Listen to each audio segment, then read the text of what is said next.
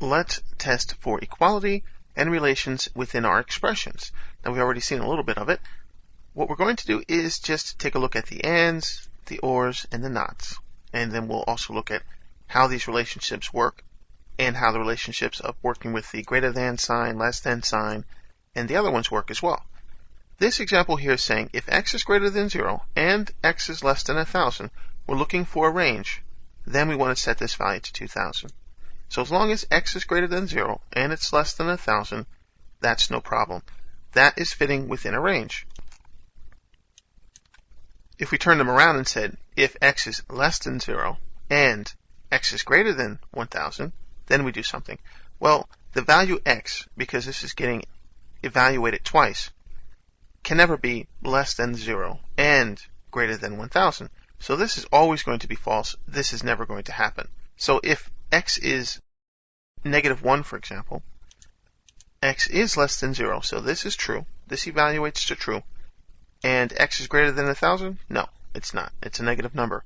So this is always going to be false. So a false and a true is going to lead to a false, always. So this will never happen. So this is always going to be false. So you want to be careful how you set the mistake. You just want to be careful how you set those up.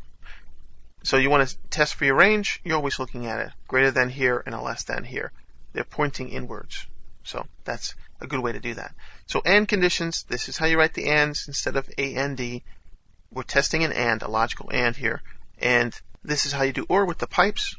So if x is greater than 2 or x is less than 1,000, then we want to do something else.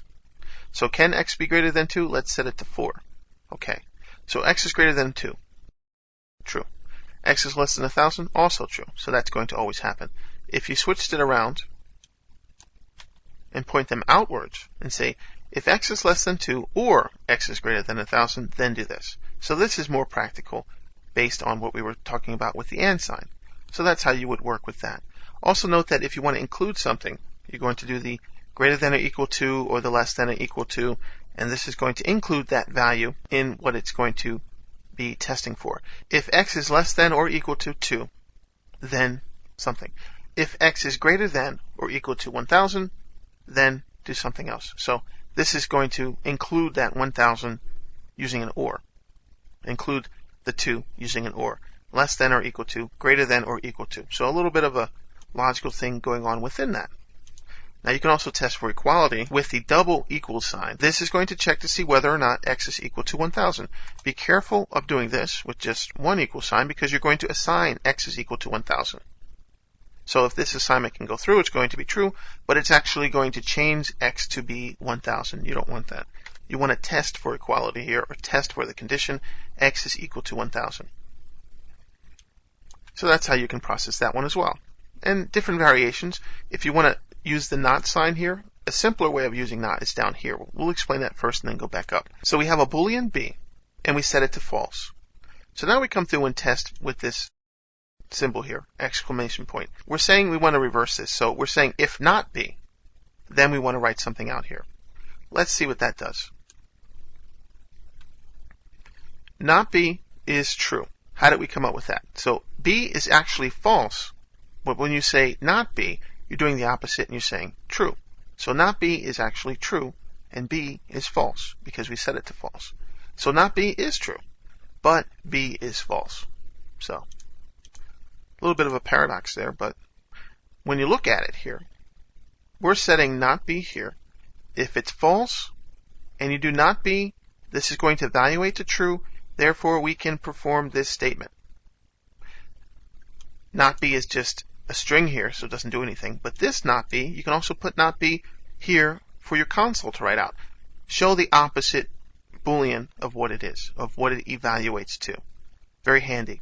So that's where we get that not b. So actually here, false, not b, this is actually going to evaluate to true, and it's going to be able to be used within this statement. And at the last one, if we change this to true, and we rerun this,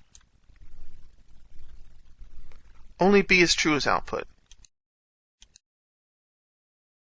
So because b is true, not b is actually false, which means this won't get executed because this condition is false. If we had an else condition, then the else condition would get executed. We don't, so this is going to just follow as the normal process flow of our program here. B is true. So B is true. That gets output. No problems.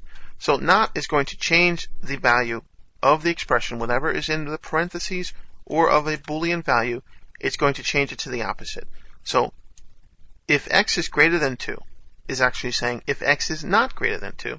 We've changed it from this, x is greater than 2, to not greater than 2. Very simply.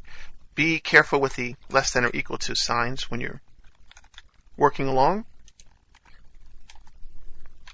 because they actually change things as well.